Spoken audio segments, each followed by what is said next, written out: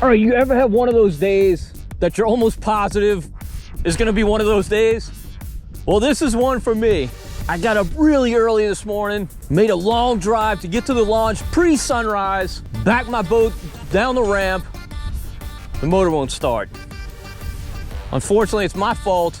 On my last trip, I left the GPS on, ran for a few days, started the motor at home, started with no problem, but I guess that was the last start the battery had in it, and it wouldn't start this morning. So I had to put it on a charger for about 20 minutes, backed it in again, started right up. To make matters worse, the winds today were supposed to be 5 to 10. Well, it ain't blowing 5 and it ain't blowing 10. I checked a local buoy very near here, it's blowing 25 right now, just extremely windy. Winds are supposed to die as the day goes on, but we'll see. They definitely blew this forecast already. To make matters even worse, the water in this area that I came into is very, very dirty. So I'm probably gonna have to move around a whole bunch today and try and find some clean water. Without question, I got my work cut out for me. But I need to catch a few fish for a family fish fry, and I'd also like to tag a couple more fish for that star tournament. Hopefully I can be that fortunate, but on a day like today, who knows? All right, I'm starting with my Limbo Slice Matrix Shad on a 3/8 ounce Death Grip jig head. This water is not good though. I'm probably not gonna be in this area very, very long. We had a deluge yesterday in South Louisiana, flooded a lot of New Orleans. A lot of people got water in their houses. Definitely a lot of cars were flooded. And I think that big rain event, plus the wind that went along with it, really messed this water up. It might be a challenge finding clean water anywhere today after all it fell from the heavens yesterday. But the good thing about situations like this is if you do find clean water, you can just whack the fish. The submerged vegetation is booming in this area right now, and that has a really good filtering effect. Sometimes though, you gotta push back behind it to find that clean water. Now, every day on the water is different, and today is one of those days where you gotta kind of manage your expectations. It's gonna be tough today. There's no doubt in my mind. So I wouldn't have to catch very many fish at all today to feel like I had a good day. Every now and then you get surprised, but I'd be shocked if today results in a limit of anything. Got a hard falling tide right now. It's screaming out, but it's not gonna be falling all that much longer. At that buoy I mentioned, it's already bottomed out and has begun to rise. It's typically about a 2-hour delay to here, so we're gonna have to endure a tide change and then it's gonna be rising.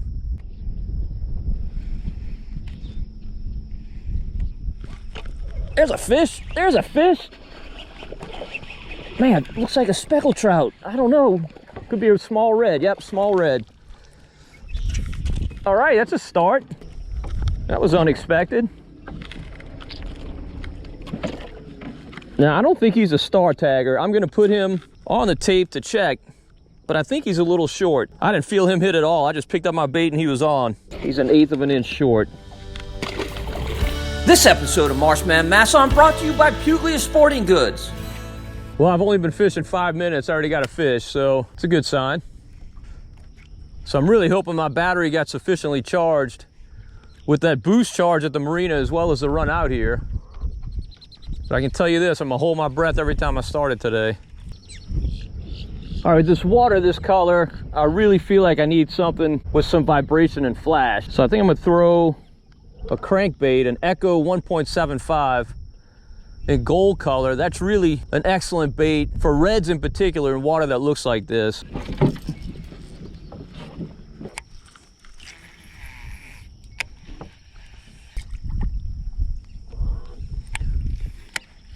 So that's the bad thing about this bait on a windy day like today. You can't see the edges of the grass as well. So you are going to collect some grass. But the good thing is, when you make some good casts, those redfish clobber this thing. I mean, they will just rip the rod out of your hands. So I kind of feel like I have to make a big move just because this water is just so bad. I got to find some better water. All right, I made a big move and I'm really glad I did. The water in this area is a lot better than what I left. We're gonna catch some fish in this bayou. No question about it. This water looks too good. Just a matter of figuring out where they are.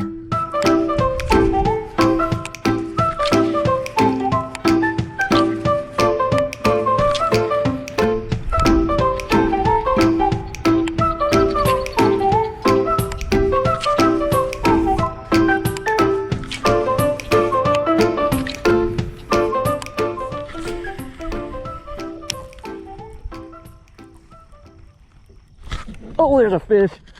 There's a fish. Oh, look at that red jumping. Boy, is that beautiful. He's not big, but he jumped like a speckled trout. Look how copper colored this fish is. Look how beautiful this fish is. Actually, that's a legal fish.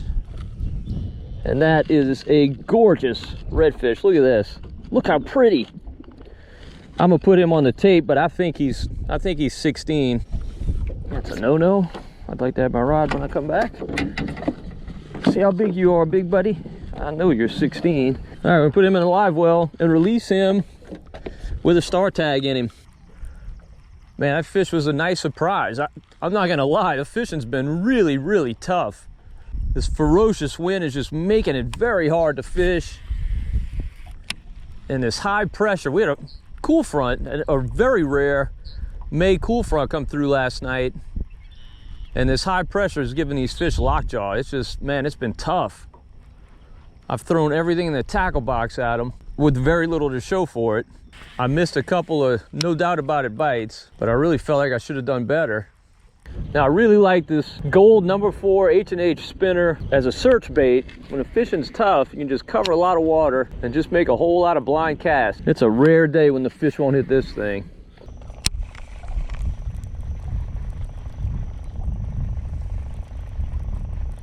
Oh, there's one. There's another red.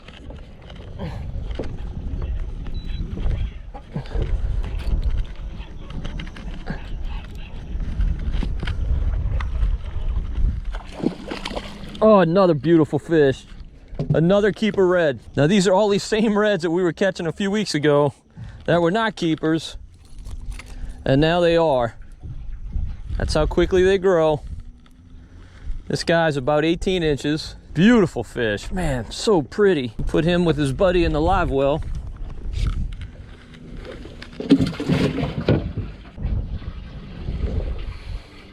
I'm gonna give him a little water, but I'm a little bit afraid to with my battery and the shape that it's in. Hopefully we start. Times like this, I'm glad I'm a CTO member. Of course, the reality is, worst comes to worst, I can take my trolling motor batteries and use one of them. That fish was right here, feeding on stuff coming out of this little Trinos mouth. Tide's still ripping out of here. It's gonna turn any minute, I know. So a day like today, I'm really glad I'm fishing solo. Obviously, I like good fishing days, but I really don't mind slow days. They force you to try new things and to fish more attentively, but I really don't like when I have somebody else on board, because then I start feeling responsible for putting them on fish. All right, our little bayou here is kind of washed out.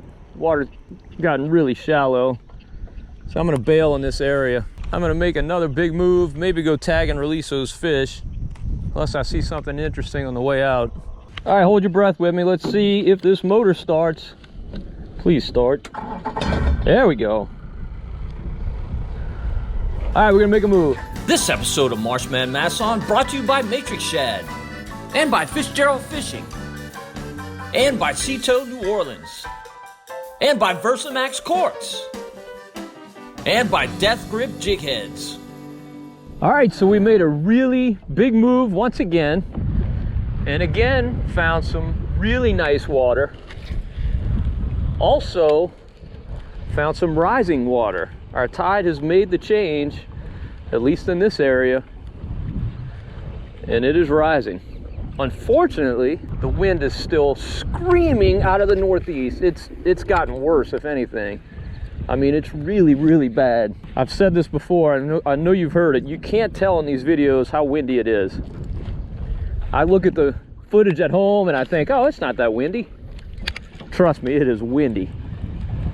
It's blowing in excess of 20, that's for sure.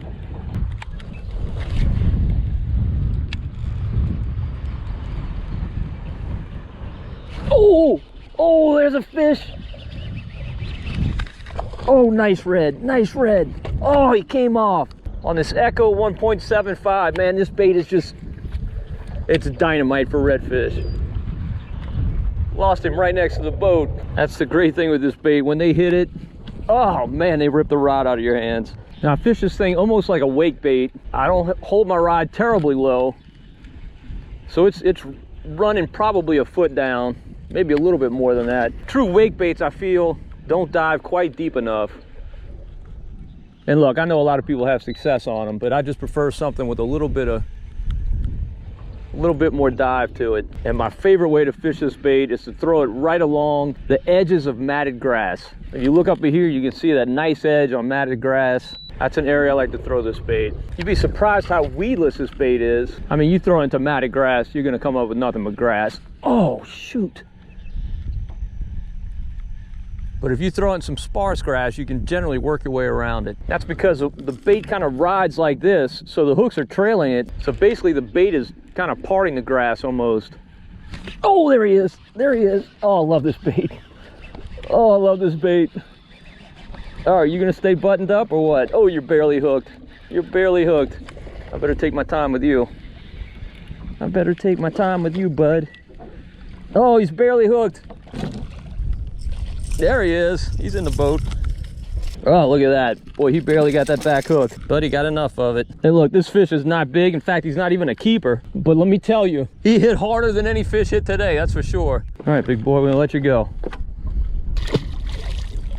Now, I'm pretty much just targeting reds right now. Not that I would complain if I caught a trout. And that's why I'm throwing a gold bait. My grandfather told me when I was a kid that redfish like gold, speckled trout like silver.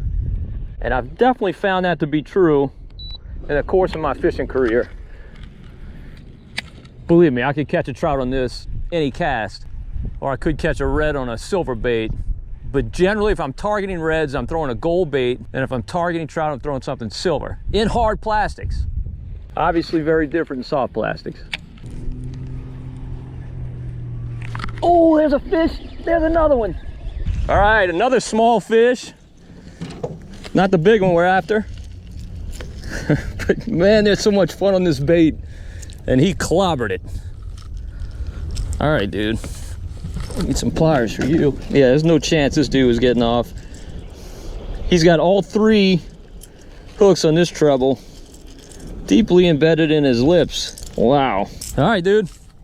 Take off. Tell all your friends. I wish you could feel how hard they're hitting this bait. I mean, if my hand was slimy, my rod would be gone. I'm setting the hook out of instinct, but I don't think I even need to. Oh, goodness. Goodness gracious. Oh, spot lock. Wow. Wow.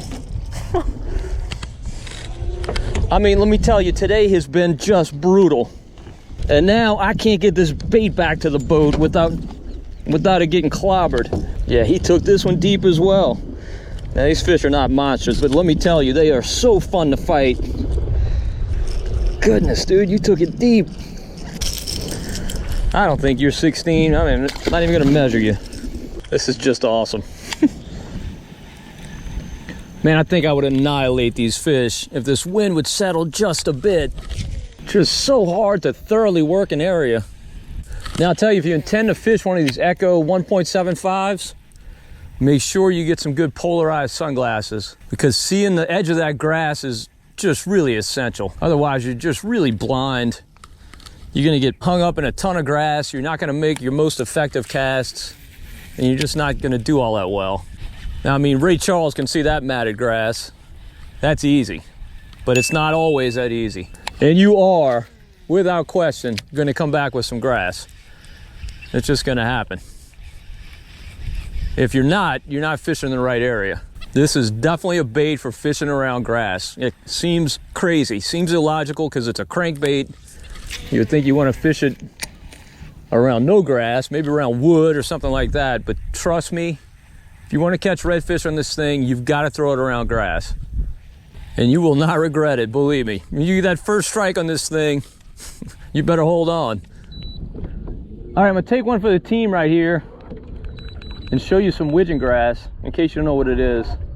I know a lot of you do, but some of you may not. Let's see if I can get out of it. So this stringy stuff, this is widgeon grass.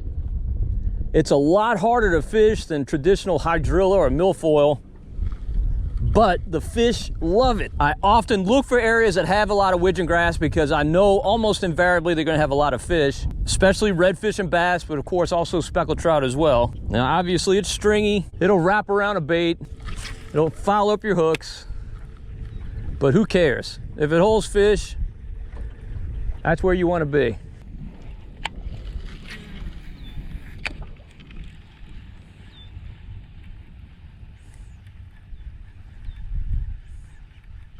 Oh, oh, oh, oh, oh, he's barely hooked too. He just got that back hook. But too much for him.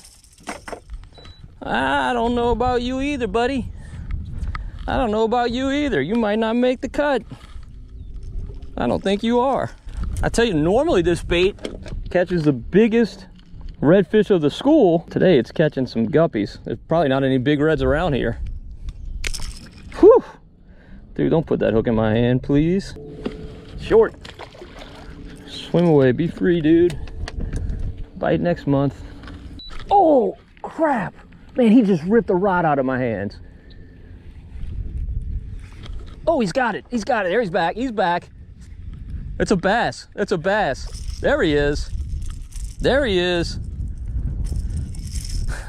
Man, I seldom catch bass in this area, and he's not a big one. Now I stopped the bait, and that's when he hit it. Right on, ow, right on the edge of that grass flat.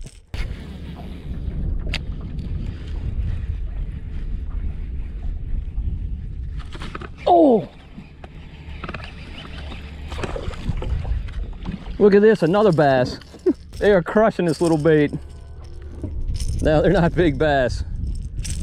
Where's your daddy? It's funny, both these bass clobbered the bait. Oh, shoot. Man, with a hook in the hand, that would not be fun. That would ruin the day.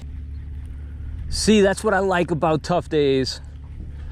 If I had an easy day today, I might never have thrown this Echo 1.75. But because it was a little tougher, I had to try different things. And I'm having an absolute blast throwing this bait. Admittedly, the fish I'm catching are not gorillas. But if there's one out here, I know he's gonna hit it. Coming in hot, coming in hot. What you gotta say, I'm coming in. Wait your tea.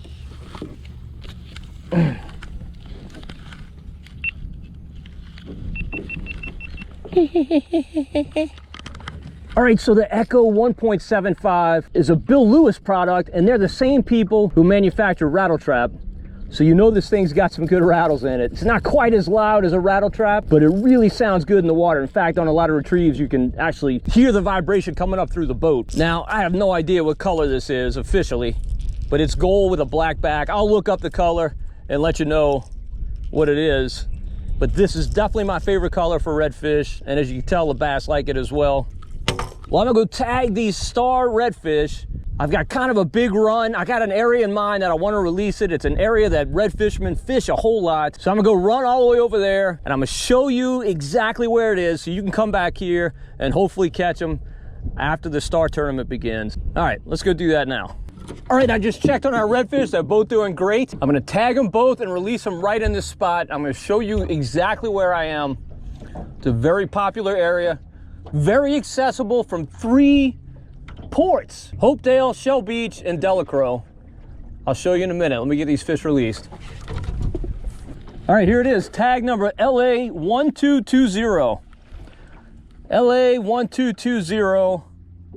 Let's pull him out the live well. All right, 1220 is 16.5 inches. We're gonna let him go right here. All right, big boy. All right, one down, one to go. All right, LA1223. LA1223. All right, there he is. 1223. Be free, little boy. There you go. Splash me in the face, nice and lively, I love it. All right, now you gotta see where I release these fish. Let me get the big camera for that. All right, this is a very popular area, As I mentioned, it's easily accessible from Hopedale, Shell Beach, and Delacroix. And with all this wind, I took a butt whipping getting over here. So if you catch one of those reds and you win a boat, you owe me at least a thank you note.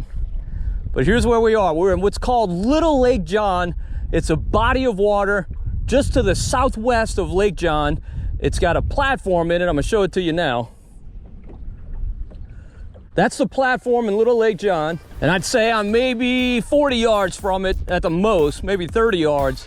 It's where I let both those fish go. If you saw my last video where I released a starfish, I mentioned that those reds don't move far at all. Not at all. There's a very good chance if you come fish that area, you could run across one of those two fish. But wait until the star opens, not until May 25th. If you catch it before the star, oh well, too bad. Somebody will have to release another one somewhere to take the place of that fish. So leave this area alone until then, and then after May 25th, come see if you can catch one of those fish.